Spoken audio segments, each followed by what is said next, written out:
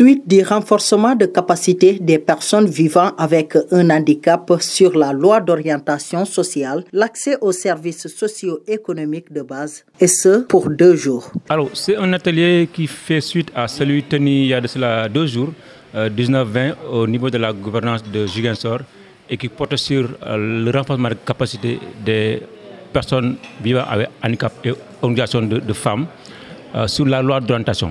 Donc celui d'aujourd'hui, qui va durer 2 jours, donc porte sur les droits humains, qui parle des droits humains, parle de l'accès aux services socio-économiques, aux violences basées sur le genre, à la santé reproductive, des ados et adolescents. Donc tout ce dispositif mis par l'État pour ces personnes vivant avec handicap seront renforcés et pour ces membres avec l'appui de l'UNFPI et la coopération italienne. Donc c'est un atelier de 2 jours et au sortir duquel nous pensons que ces membres d'organisation bien organisés au niveau de la région, parce qu'il y a 39 participants qui nous viennent des 3 départements avec vraiment une inclusion notoire.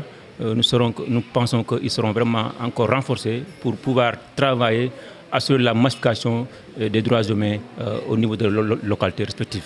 Comme je l'ai dit, les droits humains, c'est large, c'est vague.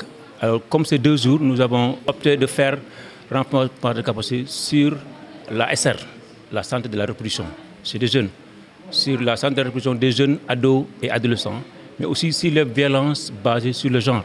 Vous savez, les groupes vulnérables, surtout les femmes, sont vraiment les cibles de ces bourreaux. Donc le fait de renforcer sur leurs droits par rapport à ce qu'ils pourraient recevoir comme maltraitance au niveau des communautés, pour savoir quel service saisir, à quel moment, et puis vraiment l'accompagnement qu'il leur faut par rapport à ce genre de maltraitance qui sévissent au niveau des communautés. Les principaux bénéficiaires, les personnes vivant avec un handicap, saluent cet accompagnement que leur accorde le service de l'action sociale pour vivre également leurs droits comme tous les êtres humains. Vraiment, c'est saluer nos partenaires et l'action sociale, Dr Cham et le partenaire, la coopérative italienne.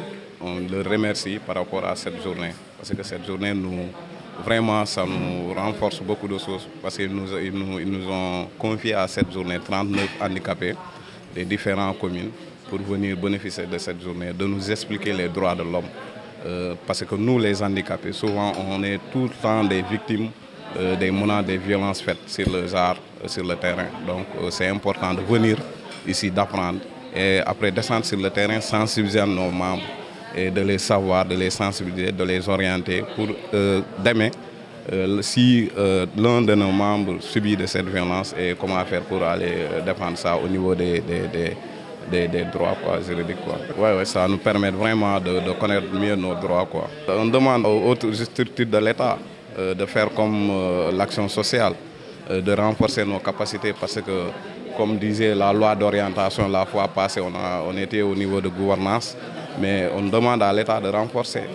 Parce que quand on dit handicap, si les handicapés sont éloignés sur le développement, donc on ne peut pas aussi dire au développement. Donc vraiment, je salue cette initiative pour renforcer les autres structures, de venir envers les organisations des handicapés pour renforcer nos capacités. De nos jours, si les disciplines sportives sont propices à la sensibilisation, le ceci-foot par exemple, ce genre d'atelier permet également de faire connaître les personnes en situation de handicap leurs droits à prendre dans la société.